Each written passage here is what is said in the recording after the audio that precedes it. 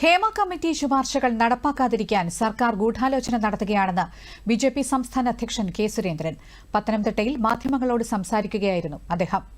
എത്രയും വേഗം കുറ്റക്കാരെ ശിക്ഷിക്കണം, Mukesh എംഎൽഎക്കെതിരെ കേസെടുക്കണമെന്നും cinema conclave അടിയന്തരമായി നിർത്തിവെക്കണമെന്നും കെ സുരേന്ദ്രൻ ആവശ്യപ്പെട്ടു.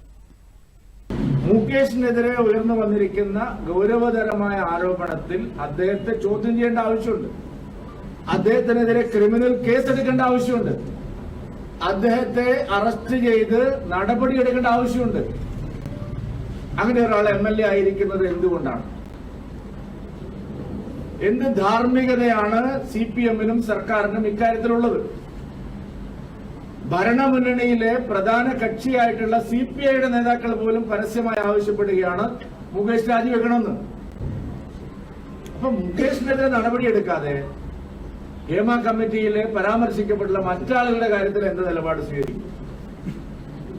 മുകേഷിനെയും മറ്റും വെച്ച് കോൺക്ലേവ് നടത്താനുള്ള തീരുമാനം പോലും ലജ്ജാകരമായ തീരുമാനമാണ്.